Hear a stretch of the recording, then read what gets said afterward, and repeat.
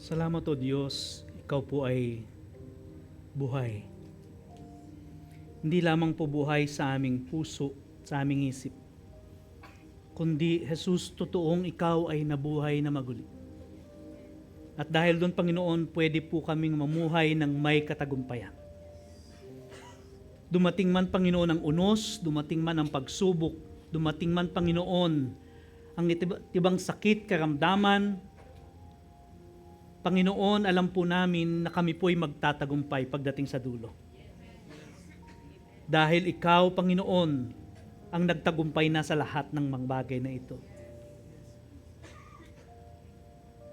Panginoon, hayaan mo na sa aming pong puso ngayon, hayaan mong maitalaga po namin na kami po'y titingin sa tagumpay na idinulot mo dahil sa iyong kamatayan at sa iyong muling pagkabuhay. May we never be moved, Lord God, by the circumstances of our lives. But rather, Lord God, we pray that as our circumstances, Lord God, turn from bad to worse, Lord God, we will turn to you, Lord God, believe in you, and experience the victory that you have for us. Salamat po, Panginoon. And Lord, sa oras pong ito, sa pangangaral po ng iyong salita, Lord, ihanda mo po ang aming puso, ang aming isip. Lord, lahat po ng mga panalangin, lahat po ng kabagabagan namin, Panginoon, Lord, lahat po ng mga takot namin, ibinigay na namin sa iyo, kaya po ngayon ang aming puso ay payapain mo, Panginoon, nang sa ganun marinig po namin ang iyong banal na spirito na siyang makikipag-usap sa amin. Lord, you have a now word for every one of us today. And we are in great expectation because we know you will minister to your people through your word. Father, we thank you. In Jesus' name this I pray. Everyone say, Amen and Amen. Buklatin po natin ang ating Biblia. 1 Corinthians chapter 15 verses 12 to 19. Digital or physical, I want us all to open our Bibles. We are now in the second week of our series, The Final Say.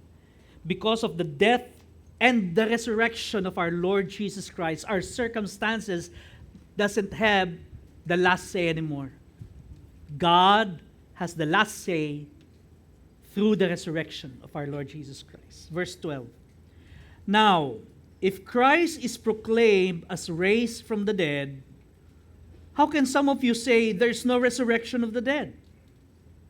But if there's no resurrection of the dead, then not even Christ has been raised. And if Christ has not been raised, then our preaching is in vain and your faith is in vain.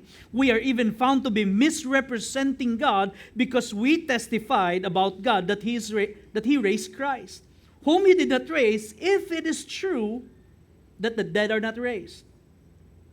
But if the dead are not raised, not even Christ has been raised. And if Christ has not been raised, your faith is futile and you are still in your sins. Then those also have fallen asleep in Christ have perished. If in Christ we have hope in this life only, we are of all people most to be pitied. This is the word of the Lord. Bago po tayo umupo, pwede ko bang kilalanin niyo muna yung katabi niyo o nasa likod ninyo para naman po ma-welcome niyo siya. Before I start, I want us to read, every one of us, to read the gospel na in English version and Tagalog version. Can we flash that? Okay, what is the gospel? Sabay-sabay po tayo. The gospel, ready? Go.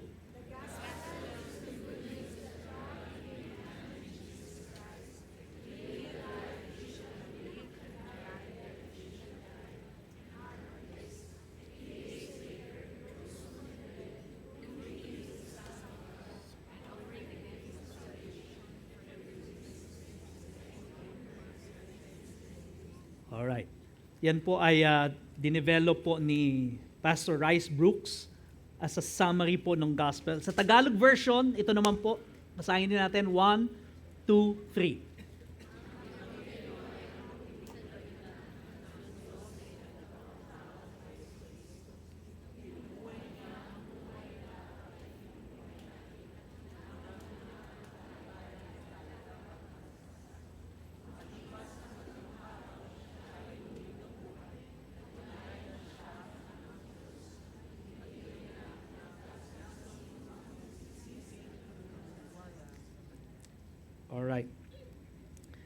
Maring iba po sa inyo nagtataka bakit wala pa po tayong sacrificial giving.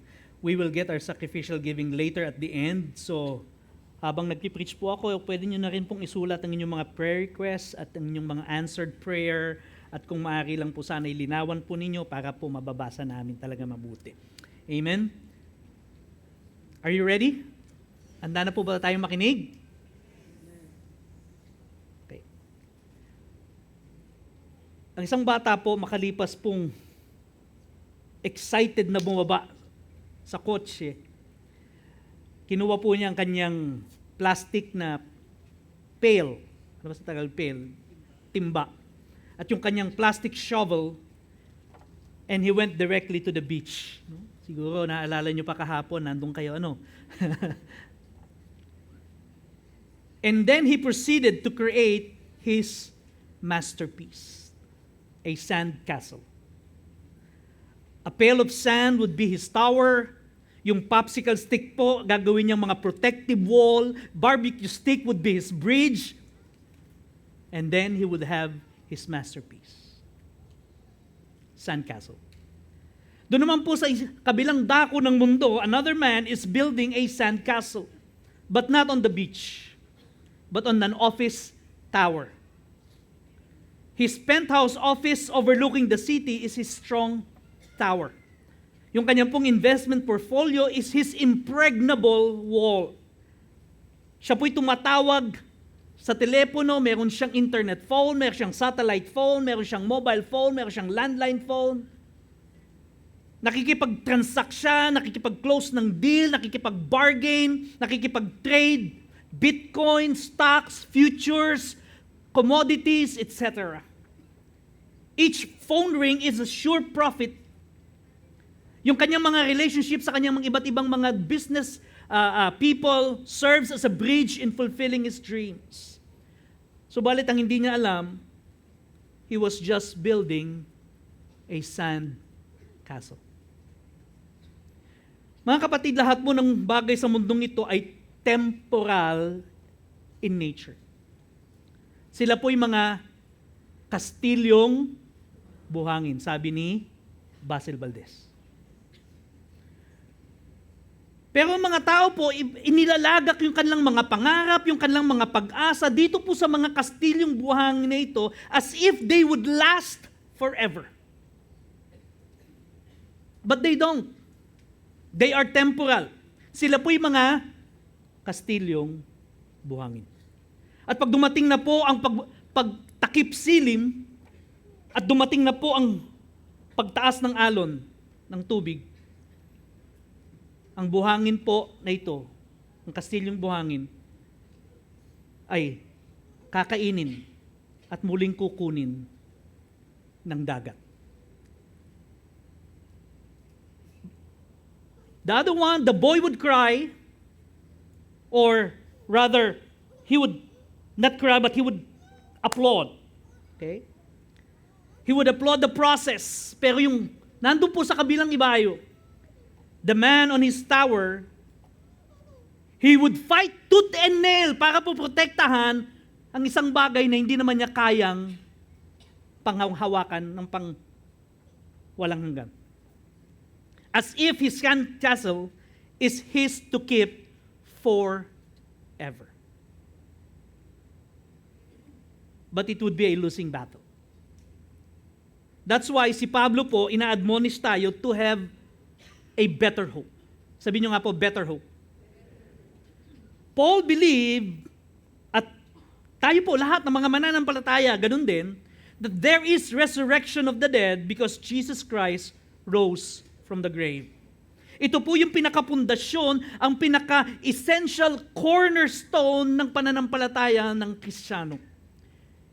At tayo po'y naniniwala sa eternity, much so with blessed eternity. This truth that I just mentioned, ang tawag po natin to ay blessed hope according to Titus chapter 2 verse 13. Sabi po ni Peter sa kanyang sulat sa 1 Peter 1:3, ito daw po yung ating living hope. Sadly, ang mga tao po, maraming mga tao nabubuhay as if there is no eternity. As if all that there is now. Say now. Today. Okay? No eternity whatsoever. No resurrection of the dead. Either people gets annihilated and gone, yun po yung pinaniwala nila, or people believe na meron ngang eternity and yet they live like walang eternity. And they thought na pagka sinabing eternity, laging heaven. Kaya pag may namatay, nasa mabuti na siyang kalagayan ngayon, nasa langit na siya. Ano bang ginawa niya sa lupa? Old-upper po siya eh. Pero pag namatay, nasa mabuti na siyang kalagayan. Na para bang pag namatay ang tao, lagi ang punta sa langit. Nakarinig na ba kayo ng ganon? Alam mo namang walang mabuti talagang ginawa. No? Na kapag ka, alam niyo yung nagsisinakulo, yung mga nagpapasa ng krus. Yeah? May kapitbahay po kami nagpapasa ng krus dati. Na kapag nagpasa na po ng krus, lahat ng anak niya, talagang sinasabi, lakasan niyo pa yung palo! Sige pa! Kasi yun lang yung pagkakataon na makaganti sa tatay nila. At pag namatay yun, nasa mabuti na siyang kalagayan. Sa Korinto po, nung panahon po ni Pablo, may mga tao pong hindi naniniwala sa muling pagkabuhay ng mga patay. Okay? The grave is the end of a man. Para sa kanila, it is his final destination. And sad to say, may mga tao po doon sa Church of Corinth na naniniwala din sa ganun. Now, okay. Discuss po natin ito. Assuming, kung may katabi kang babae, lalo na dalaga, tingnan mo sa mata, sabihin mo, assuming,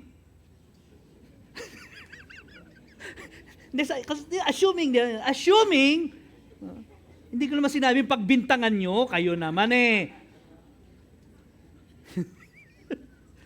Assuming, without necessarily agreeing, if there's no resurrection of the dead, and yet umaasa tayo sa resurrection, okay? Ulitin ko, assuming na wala ngang resurrection of the dead, pero tayong mga Kristiyano naniniwala meron, ang sabi ni Paul, we are to be pitied the most. Kaawa-awa tayong mga nilalang. Bakit? Because there is no resurrection. And we would have wasted our lives believing something na hindi naman totoo pala. You see, if there's no resurrection of the dead, Christ did not resurrect as well. Sabi po ng verse 13. If there's no resurrection of the dead, ang sabi ni Paul, our preaching is in vain. Sabi po sa verse 14. Preach ako ng preach, sabi ni Paul, pero walang kwenta pala to kung walang resurrection of the dead. At gaya ng sinasabi ko, preach ako ng preach, tinutulugan naman ako ng iba. Walang kwenta itong pagpipreach ko kung hindi nabuhay ang mga patay. Sabi ni Pablo sa 1 Corinthians chapter 15 verse 32. What do I gain if, humanly speaking, I fought with beasts at Ephesus? If the dead are not raised, let us eat and drink, for tomorrow we die. Ano po yung ibig sabihin dito ni Paul na if I fought with beasts at Ephesus? Ano ba yan? Doon po kasi sa Acts chapter 19, matapos po na yung gospel po ay nakarating na sa maraming mga tao sa Ephesus, nagkaroon po ng riot, nagkagulo po, no? Talagang nagkaroon po ng persecution doon sa mga Kristiyano, at yung mga mananampalataya po, against the will of Paul, ang ginawa nila, itinago nila si Paul kasi baka mapatay siya, at ang ginawa, pinatakas po siya. Okay? Ganun po yung sinasabi niya. Nagkagulo talaga, nagkarayot. Ang sinasabi ni Paul dyan, even if I face those enemies because of my faith, kahit mamatay pa ako, no? Kasi parang mga beast na po yung kanyang mga kalaban noon eh. Subalit yung mga patay naman pala, hindi bubuhay na maguli, then it is better to drink, eat, and die peacefully at ma-enjoy ko naman yung lahat ng mga ino-offer ng mundo. Mas maganda pa yon. Yun po yung sinasabi ni Paul. If there's indeed no resurrection, Sabi niya, our faith is in vain. Sa verse 14, letter B. Our faith is in vain pag walang resurrection of the dead. Can you imagine, mga kapatid, you are doing your best to follow God, inire-resist mo yung mga immoral temptation, yet pleasurable in the flesh. Nakapaligid yan, kaliwat kanan, tinitempt ka, pero nag-i-struggle ka, ayaw mong patulan. I mean, really struggle. No? Talagang umiiyak ka sa Panginoon, hindi ko na kaya. Gusto ko nang bumitaw. You struggle and the struggle is real. Pero gusto mo pa rin mabuhay ng may katwiran. You want to maintain your integrity in a world that doesn't play fair. Ino-overlook mo yung mga offense ng mga taong nakapaligid sa iyo dahil Kristiyano ka. You let go of the offenses. You are willing to let go. Even yung mga golden opportunities na pinepresent sa iyo simply because hindi yun naka-align doon sa pananampalataya at paniniwala mo. Current example po niyan ay si Jaden Ivey ng NBA team na Chicago Bulls. Siya po ay na-fire kasi po nagsalita siya patungkol sa kanyang pananampalataya at patungkol po sa kanyang opinion doon sa Pride Month. Agad-agad para siyang binitawan na hot potato. You see, he had his future ahead of him. He stood for his faith and lost it all. Mga kapatid, kung wala pong muling pagkabuhay, si Jaden Ivey po had missed a career opportunity of a lifetime for nothing. Wala na siyang trabaho. Hindi pa siya mabubuhay na maguli. All of this standing for God and for our faith is all for nothing. It is better to do kung ano yung ginagawa ng mundo. Ano yun? Eat, drink, be merry, for tomorrow we die. If there's no resurrection of the dead, we are living a lie, sabi po ng verse 15. And the most tragic of all, if there's no resurrection of the dead, we are still in our sin, sabi po ng verse 17. And because of that, we would die for nothing. Yan po ang sinasabi ng verse 18. Lahat po ng ating paghihirap, lahat po ng stress na nararanasan natin dahil simple nananampalataya tayo sa Panginoon at hinapamumuhay natin yung ating pananampalataya, lahat daw yan, sabi niya, in vain. Walang kwenta ba? Walang saysay. Sabi ng mga matatanda, walang kapararakan. No. Meron na naman ako nakikita. Ayan na naman. Ano daw yung kapararakan? Walang kwenta.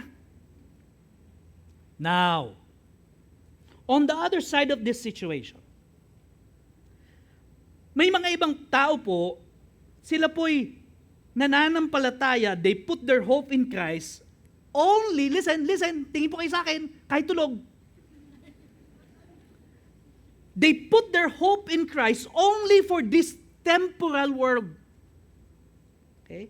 And for temporal benefits. Para po doon sa mga physical things na kailangan nila. For their temporal peace. Na gustong-gusto nila, Lord, gulong-gulo na yung utak ko. Pwede bang kahit isang araw lang magkaroon ako ng kapayapaan? Tinatanggap kita bilang Panginoon sa rin kapagligtas. Bakit? Kasi gulong-gulo na sila.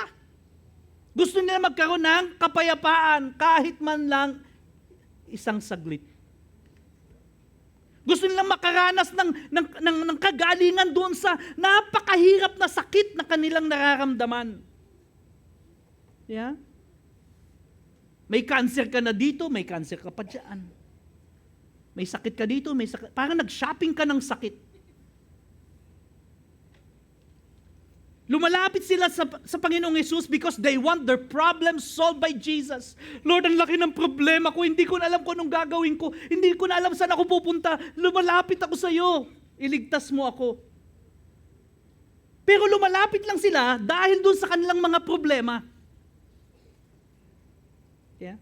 They want their relationship healed, their emotional and mental health healed. They want His help and strength para po harapin lahat po ng pang-araw-araw na hirap na nararanasan nila sa kanilang buhay. At okay na sa kanila yun. Pagka naibsan na yung kanilang paghihirap, praise God. Yeah. At hindi nila naiisip, meron palang eternity. Kung ang dahilan po, kaya lumapit tayo sa Panginoong Yesus, ay pawang mga makalupang kadahilanan lamang, then, gaya po ng sinabi ni Paul, we are to be pitied the most. Why? Tingin po kayo sa akin ulit, kahit sawang-sawa na kayo sa mukha ko. Because, pwede pa tayong mag-enjoy ng mas dakila, mas maganda, mas, ano pa bang adjective na pwede kong gamitin? More awesome and wonderful things, yet we settle for only the things of the world. It's like asking Ramon Ang to give you an unlimited supply of fuel during this crisis. Mr. Ramon Ang, pwede ba? Give mo na sa akin unlimited gas. Sama mo na pati diesel. Di ba? Even for this duration of crisis. But the truth is, Ramon Ang could have given you a Petron station for free as a gift of his generosity. At hindi lang para sa crisis na to, but for the generations to come. Sayang, nagsettle ka lang dun sa unlimited fuel. Ang pwedeng ibigay pala sa ni Ramon Ang, Petron station. Parang ganon. Ang gusto lang natin, Lord, ma-solve yung problema ko, gumaling ako, maayos yung pamilya ko, yung anak ko, bumalik sa akin, yung asawa ko, bumalik sa akin, yung sahod ko, yun lang. Yun lang ang concern natin. At pag sinagot ng Lord, hallelujah, praise the Lord. Without even thinking that there is eternity. Sayang. You settled for so much less. Now, on another side of the story is this. May mga Christians po who believe that there is eternity but act as if there's no eternity. As if their hope is anchored on the things of this world. As if walang resurrection of the dead. Sayang, they're missing a lot. Why? Because there is resurrection of the dead. Bakit mayroong resurrection of the dead? Because Jesus Christ rose from the grave. At dahil bumangon na muli ang Panginoong Hesus mula sa mga patay, ito po good news sa akin. My preaching, your preaching, our preaching to the world is not in vain. Tanim lang ng tanim, darating ang panahon, mamumunga rin yan. Why? Pangako ni Lord yan. Our preaching is not in vain. Our faith is not in vain. Hindi sayang yung pananampalataya natin, hindi sayang yung mga struggles at hirap natin dahil lamang tumayo tayo sa ating pananampalataya. Lahat ng pantutuya na ginagawa sa atin,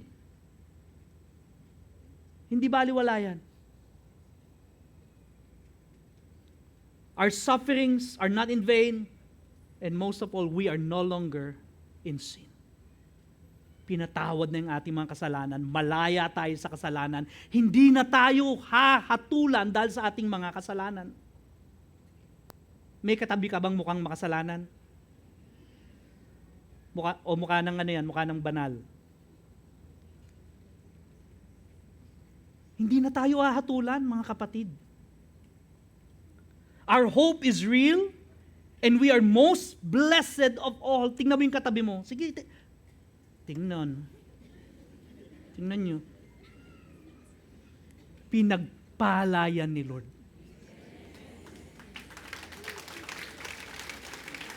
dahil buhay ang ating pag-asa. Our hope is real. We are blessed of all because we know someday. Sabihin nyo nga po, someday. We know someday, justice will be served.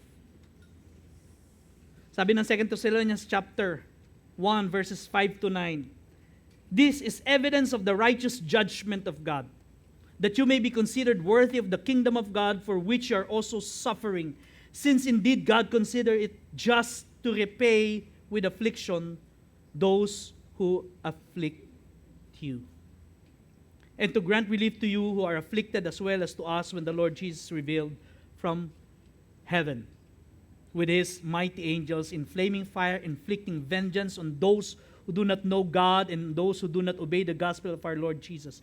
They will suffer the punishment of eternal destruction away from the presence of the Lord and from the glory of his might.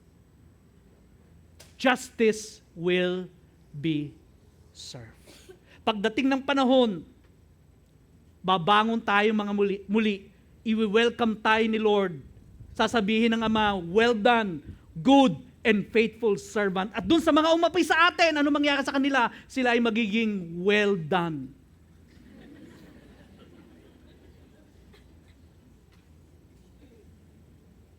Sabi nila, ano daw yung well done? Sunog. Because we know someday, we are blessed because we know someday rewards will be given. 1 Peter chapter 1 verse 3 to 5. Blessed be the God, the Father of our Lord Jesus Christ. According to his great mercy, he has caused us to be born again to a living hope through the resurrection of Jesus Christ from the dead, to an inheritance that is imperishable, undefiled, unfading, kept in heaven for you, who by God's power are being guarded through faith for salvation, ready to be revealed in the last time. Yung reward ni Lord sa atin, hindi na bibigyan ng VAT. Walang excise tax, walang estate tax. Okay? At hindi pwedeng kumpiskahin ng gobyerno pag hindi ka nakapagbayad ng tax. Kasi guarded to ng Panginoon. Our reward from heaven is sure. Amen? Sino dito gusto ng reward? Nagtaas lang ng kamay, Lord, ang bibigyan mo. We are blessed because someday we get to enjoy eternity. Sabi po ni Pastor Sunny, si Pastor Sunny po ito, so kung magagalit kayo, huwag kayo sa akin magalit. Ha? Pag nakita niyo siya, Pastor, ikaw may sabi pala nun, ha? Sabi po ni Pastor Sunny, everybody has eternal life. Sabi niya. The question is where you're going to spend it. Smoking or non-smoking? Ikaw ba isasabihan ni Lord ng well done? O ikaw ay well done?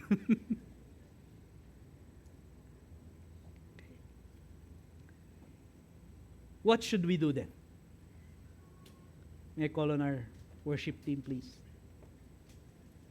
Tayo po ng mga nanampalataya sa muling pagkabuhay ni Jesus at naniniwala na ang mga patay ay muling mabubuhay na maguli.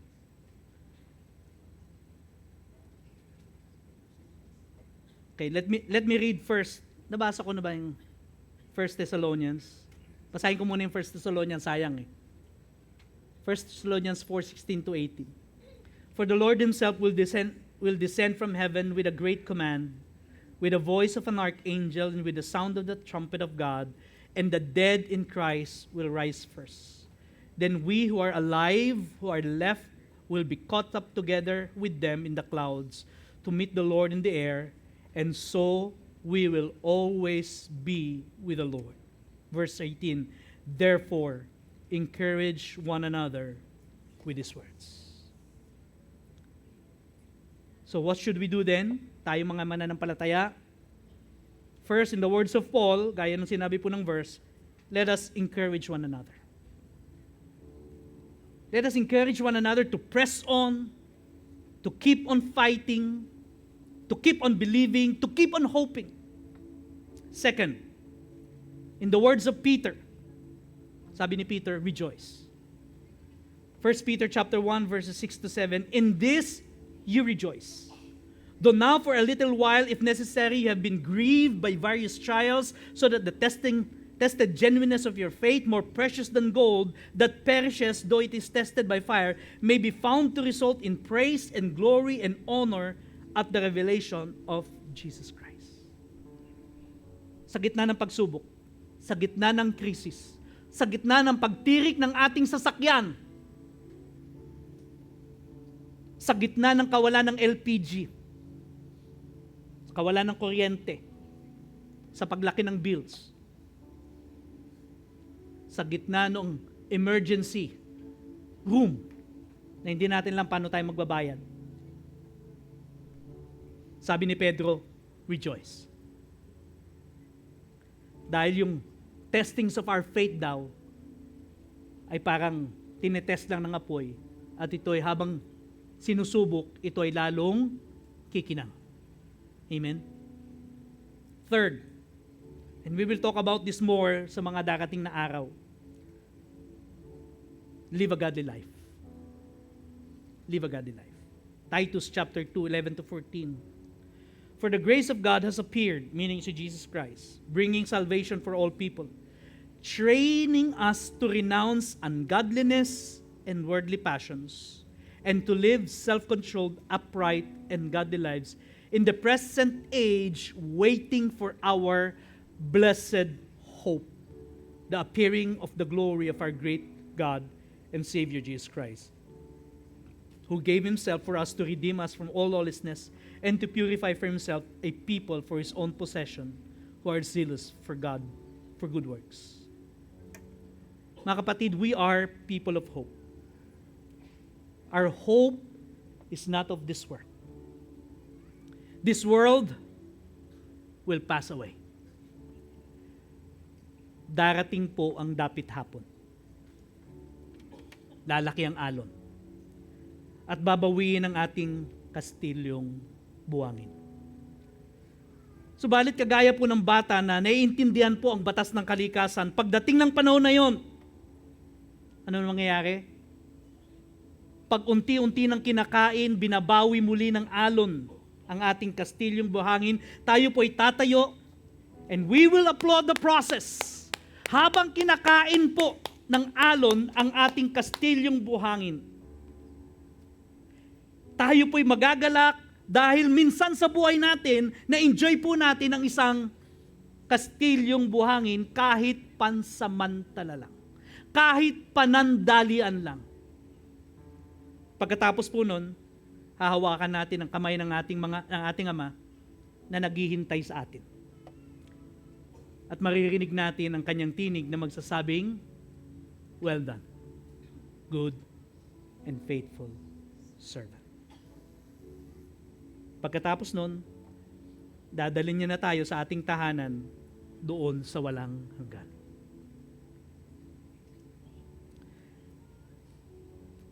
As a response to this truth, okay, tingin po kayo sa akin. Ang pag-asa po natin, nasa Diyos. Ang pag-asa natin ay sa katotohanan ng merong pangwalang hanggan. At doon sa pangwalang hanggan na yon, hindi tayo parang mga espiritong lulutang-lutang. Tayo'y mabubuhay na maguli, may bagong katawan. At ang hope ko nga po talaga, pagdating ng panahon na yon, lilitan niya ko, hahaba ang buhok ko.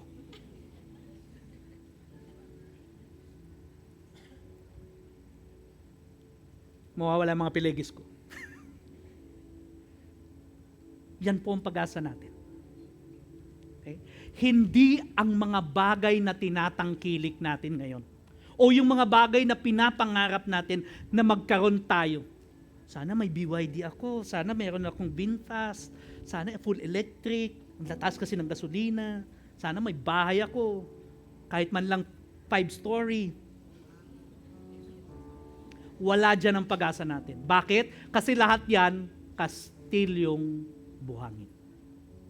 Darating ang dapit hapon, tataas ang alon at kakainin ang iyong kastilyong buhangin. Ang pag-asa natin, nasa Diyos. So as a response, today, we will have our sacrificial giving. Sa pagbibigay po natin, ang sasabihin natin sa Panginoon, Panginoon, hindi dito nakasalalay ang pag-asa ko. Lord, ito pong perang ibibigay ko ay kumakatawan sa dugo, pawis, pagod, panahon na in-spend ko, pero hindi dito nakasalalay ang aking pag-asa. Amen? Gaano man po kalaki, gaano man po kalit ang ibibigay nyo, I want you to pray to God, Lord, hindi dito nakasalalay ang aking pag-asa. Ikaw ang aking pag-asa. Amen? And listen to me. I don't want you to give more kasi nakukonsensya ka na, hindi pala ito pag-asa. Bigyan na nga mas marami. Hindi po, please. But if you want to give more, hindi ko kayo pipigilan. Pero wag yung dahilan na kasi nakukonsensya ka. No, please. Baka hindi maging acceptable sa Lord yung offering mo. So as we give today, I want you to have that thought, Lord, ikaw ang pag-asa ko.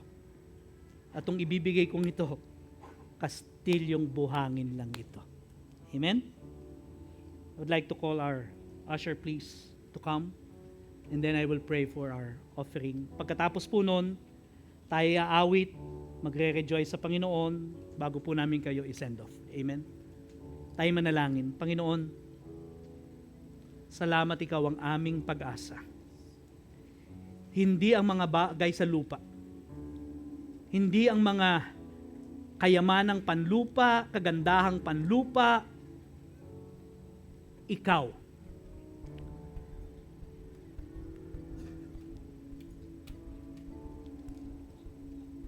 Kaya po, Panginoon, sa aming pagbibigay, may you be honored.